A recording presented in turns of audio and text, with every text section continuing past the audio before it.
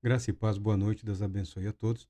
Vamos à breve leitura aqui da apresentação aqui, da saudação do apóstolo Paulo à igreja de Corinto. Os primeiros 3 versículos. Paulo, convocado para ser apóstolo de Jesus Cristo pela vontade de Deus, e o irmão Sóstenes. A igreja de Deus que está em Corinto, aos santificados em Cristo Jesus e convocados para serem santos, juntamente com todos os que em toda parte invocam o nome de nosso Senhor Jesus Cristo, Senhor deles e nosso. Graça e paz a vós outros da parte de Deus nosso Pai e do Senhor Jesus Cristo. Graças a Deus pela sua palavra, que ele nos abençoe através da leitura. Graça e paz é a saudação paulina, né? Como apresentada aqui nas suas cartas.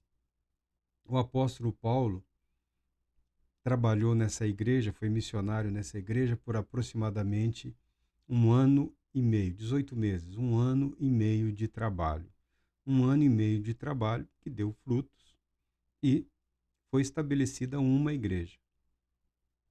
Paulo trabalhou, outros também trabalharam depois do apóstolo Paulo. O fato é que essa igreja foi iniciada pelo apóstolo Paulo, pelo Espírito Santo através do apóstolo Paulo. Algumas pessoas, eu já li alguns livros, alguns artigos, né?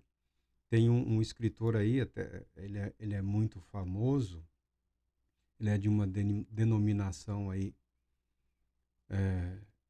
bastante respeitada, e ele alega que a carta aos Coríntios, ou que a igreja de Corinto, nas minhas palavras, né, serve de testemunho para o fracasso do modelo pentecostal, ou renovado, ou carismático de igreja, né? Eu sempre considerei muito leviano da parte dele, porque o apóstolo Paulo não escreveu esta carta para a igreja que que se estabeleceria no século 20 ou 21. Essa carta não foi escrita para os avivamentos, né, espirituais através da história. Essa carta foi escrita para uma igreja específica, num lugar específico, num momento específico da história.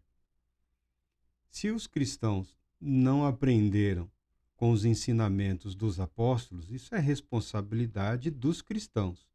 Dizer que este modelo ou que esta proposta é mais ou menos adequada à palavra de Deus é bastante presunção, porque se nós colocarmos a palavra de Deus como um nivelador, invariavelmente todas as igrejas, todas as denominações cristãs na face da terra estarão abaixo do que foi estabelecido pela palavra de Deus.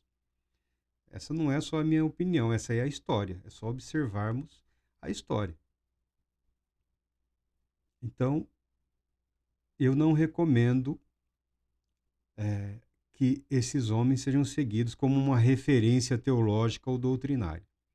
Tem um tema, e nessa carta Paulo vai abordar, que não tem uma relação direta com a teologia, com a doutrina teológica, a doutrina correta. É mais um recurso de oratória, né? E esse recurso de oratória, as pessoas fazem uso de determinados artifícios, né? E acabam torcendo textos e palavras com o objetivo de se apresentarem como tendo ou sendo portadores de um conhecimento superior aos outros. Sofisma, os sofistas. O sofismo é a péssima retórica, a retórica ruim. Essa mesma que está em alta hoje em dia, nos dias atuais, né? Na política, na religião, na economia, na educação. Um desprezo pela verdade, né? Um total desprezo pela verdade e uma manipulação de palavras, de informações ou de conceitos.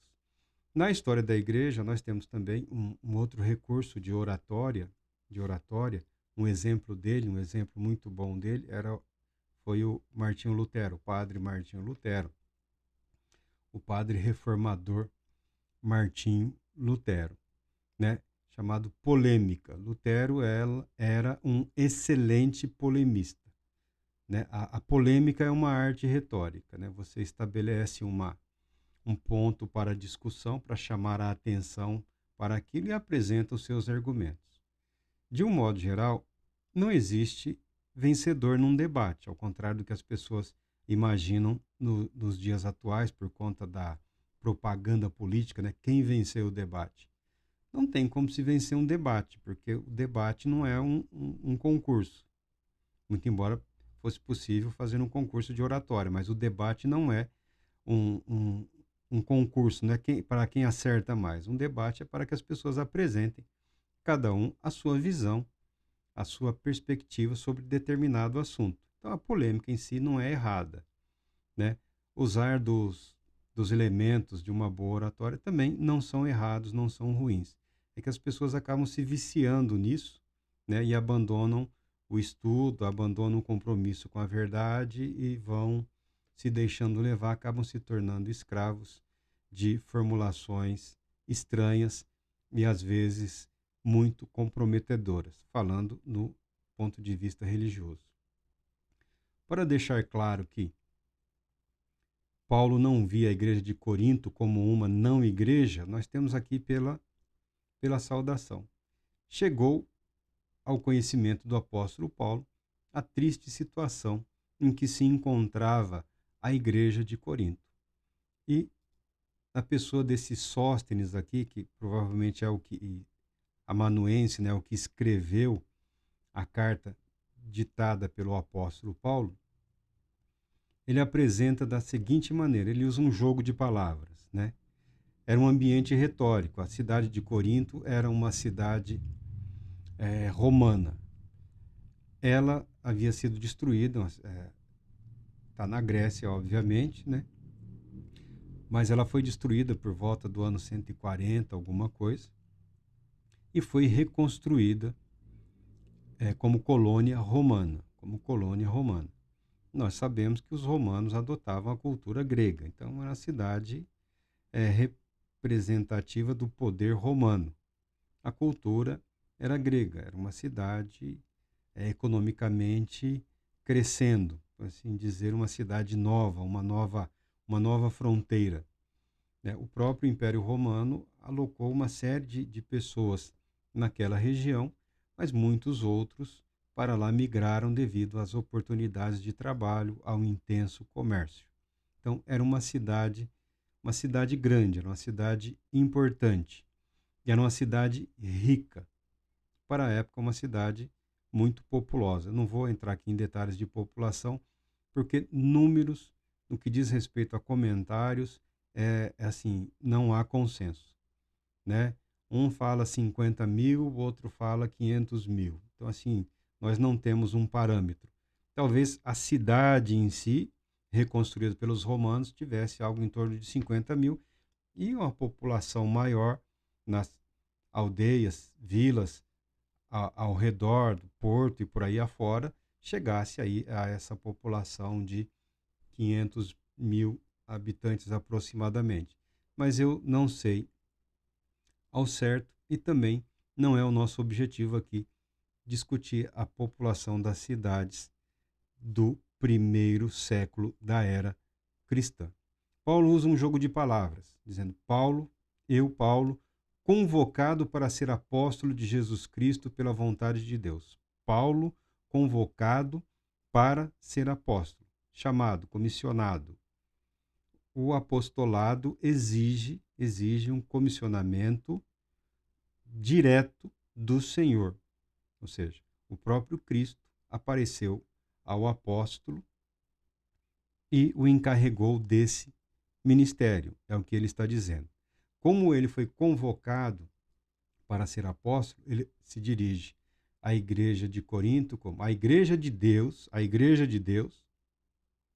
que está em Corinto, aos santificados em Cristo Jesus e convocados para serem santos. Para serem santos, para serem santos, não só os de Corinto, para serem santos, como também foram chamados à santidade todos os que em toda parte invocam o nome de nosso Senhor Jesus Cristo, Senhor deles e nosso. Ou seja, o apóstolo Paulo coloca a igreja de Corinto como igreja de Cristo, como igreja de Deus, como corpo de Cristo. Um corpo machucado, ferido, doente, que requer cuidado e atenção. Mas o apóstolo Paulo não tem pressa em desistir de absolutamente nada. Nisso, o apóstolo nos surpreende. O homem nos surpreende. Como ele nos surpreende? Muitos desistiriam, mas ele não. Por que ele não desistiu da igreja? Porque Deus não desistiu dele. Deus não desistiu dele. Esse jogo de palavras que o apóstolo usa em relação à sua vocação, o seu ministério e a vocação ao chamado da igreja em Cristo Jesus, ele aplica em todos os termos, em todos os meios. Ele não desiste da igreja porque Cristo não desistiu do apóstolo, do Saulo, do rabino Saulo. Se Deus não desistiu de mim, eu também não vou desistir de vocês. E ele trata essa igreja como igreja irmã de todas as demais igrejas estabelecidas naquela época. Certamente era uma igreja que hoje chamaríamos de pequena, uma centena, talvez um pouco mais, de irmãos que se reuniam de tempos em tempos em um lugar apropriado, que coubesse todos, e mais regularmente em outras unidades menores, em casas ou outros locais apropriados em números menores. Mas ele trata a todos esses grupos e a esse todo como igreja, como corpo de Cristo. Portanto, se alguém tem alguma coisa contra as igrejas pentecostais, avivadas, renovadas e carismáticas, deve usar outros argumentos, que não a palavra de Deus. Porque pela palavra de Deus nós sabemos que Deus não desiste de absolutamente ninguém, ainda que a situação não esteja das melhores. Deus não joga ninguém fora. Deus não joga ninguém fora. O Senhor Jesus não se desfaz de absolutamente ninguém. Ele prometeu e ele assim o cumpre. Se quisermos criticar os movimentos religiosos, os excessos, os abusos, isso pode ser feito pelo que esses grupos se propõem. Se eles se apresentam como igreja e se comportam não como igreja, os questionamentos não só podem, como devem ser apresentados. Mas isso não significa que não haja meios de reparação ou de correção.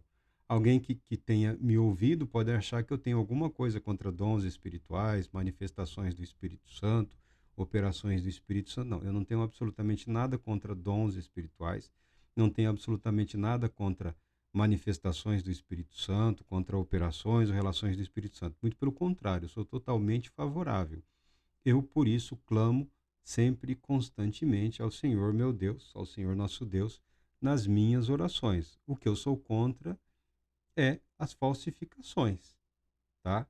E isso eu não vou abrir mão da minha saúde mental e espiritual para dar de mão com loucura, com insanidade, com aberração, tá? Isso eu não vou fazer. A essa altura da vida, eu pretendo mais é preservar a minha fé, a minha saúde mental, a minha saúde espiritual. Tem muitas coisas hoje que se vê, que é apresentado aí na mídia, na TV, na internet, como igreja pentecostal, como manifestações do Espírito Santo, que não são, nunca foram e nunca serão. Então, nosso compromisso é com Deus, com Cristo Jesus e com a sua palavra. não estamos acusando ninguém, mas também não estamos aqui para defender nenhuma igreja especificamente. Não é nosso trabalho, não é o nosso compromisso a defesa deste ou daquele grupo ou tentar desmerecer este ou aquele grupo. Nosso compromisso, como nós falamos, é uma proposta, uma perspectiva de espiritualidade que não seja frágil, que seja fundamentada na palavra de Deus, que seja aplicável à vida comum dos cristãos, que não seja algo fabuloso, que não seja uma coisa assim impossível ou ridícula, né, de tantos aparatos, de tantas cerimônias. A simplicidade, via de regra, é o melhor caminho para uma vida equilibrada e saudável. Então, o apóstolo Paulo, a essa igreja em Corinto, ele abraça a comunhão. Não só porque ele é o apóstolo fundador da igreja, mas porque ele é fiel servo do Senhor daquela igreja. E ele continua dizendo aqui: sempre dou graças a Deus por vós, pela graça de Deus que vos foi concedida por ele em Cristo Jesus. Pois em tudo fostes enriquecidos nele, em toda a palavra e em todo conhecimento, porquanto o testemunho de Cristo foi confirmado em vós de maneira que não lhes falta nenhum dom espiritual, enquanto aguardais a revelação de nosso Senhor Jesus Cristo. Uma igreja com um propósito. Ou a igreja com um propósito: ser igreja, permitir-se santificação, permitir-se ser santificada pela ação gratuita do Espírito Santo de Deus, ser operante, ou seja, ser igreja viva, igreja ricamente adornada, quando se fala de dons espirituais aqui, como presentes, como dádivas da graça, como manifestações do amor de Deus, da graça de Deus em Cristo Jesus, de maneira que nada falte à igreja no que diz respeito ao propósito estabelecido por Deus para a igreja ser igreja, enquanto se aguarda a revelação de nosso Senhor Jesus Cristo. Esse é o objetivo principal da vida cristã. E esse devia ser o objetivo principal da igreja de Corinto.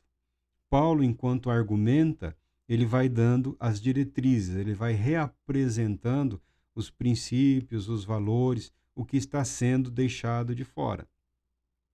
A cidade de Corinto, era uma cidade muito profana. Era uma cidade. A cultura grega, por si, comparada com a cultura judaica, né? A cultura judaica, você pega aí os livros do Antigo Testamento, o padrão moral, social estabelecido por Deus, não que o povo de Israel seguisse totalmente, mas o judeu tinha conhecimento da lei, tinha conhecimento do propósito de Deus para com a nação. Os judeus tinham dificuldades em expressar através das suas vidas, através do Estado político, religioso, tudo que Deus havia responsabilizado eles para expressarem ao mundo. Sim, eles tinham. A cultura grega não tem esse parâmetro, esse nível de valor. A cultura grega está mergulhada na mitologia, está mergulhada na idolatria, está afundada em inúmeras correntes filosóficas naquele período. Não tinha o mesmo elevado padrão moral que era exigido dos judeus e também, consequentemente, dos cristãos. A cidade foi completamente destruída pelos romanos e depois foi reconstruída. Então, quando o apóstolo Paulo fala de novidades, de renovação, ele também usa a cidade como a história da própria cidade como um paralelo, como um parâmetro, o que foram no passado e o que são agora. E o que são agora. Tá, né? O que a cidade foi no passado, aquela cidade destruída, e o que a cidade era, o que a cidade poderia ser a partir da reconstrução pelos romanos. Ele usa esse paralelo também para falar da vida cristã. O que foi a nossa vida antes de Cristo Jesus e o que passa a ser a nossa vida em Cristo Jesus, tá? E ele diz aqui: Deus é fiel, Deus é fiel. Ele os conservará firmes até o fim, de modo que sereis irrepreensíveis no dia de nosso Senhor Jesus Cristo. Deus é fiel, por meio do qual fostes chamados à comunhão de seu Filho Jesus Cristo, nosso Senhor. Deus é fiel. Deus é fiel. Essa introdução aqui, esse chamado à comunhão e essa explicação do porquê Paulo é grato a Deus por aquela igreja, está aqui. Porque Deus é fiel. Porque Deus é fiel. Porque Deus é fiel, o apóstolo Paulo pode ser fiel ao seu ministério, porque ele sabe que dará bons frutos, ele sabe que dará bons resultados. Porque Deus é fiel, você pode seguir adiante. Porque Deus é fiel, você pode deitar e descansar. Porque Deus é fiel, você sabe que amanhã você terá forças renovadas para seguir adiante por mais um dia, por mais um dia, por mais um dia. É sempre por um dia. É sempre por um dia. A oração do Pai Nosso, muito negligenciada pelos cristãos de um modo geral, as pessoas estão sempre em busca de oração poderosa, uma oração de poder, uma oração de renovação, uma renovação de fé, uma oração de fé, de força, isso e aquilo. Jesus ensinou uma oração. Jesus, o nosso Senhor, ensinou uma oração, a oração do Pai Nosso. Ela contém todos os elementos que todo e qualquer cristão precisa e pode seguir através da sua vida. E um deles é o pão cotidiano, a força, o alimento para suportar o dia de hoje. A fé que se renova dia após dia. O Deus que nos restaura dia após dia. O Deus que é fiel dia após dia.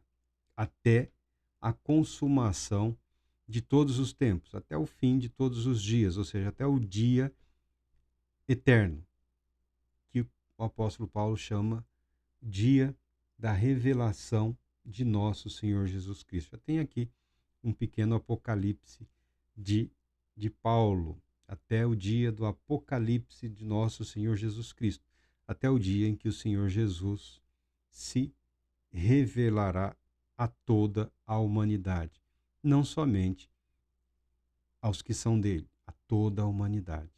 E a nós? Na fidelidade de Deus, Cristo se revela àqueles que creem dia após dia. Porque Deus é fiel.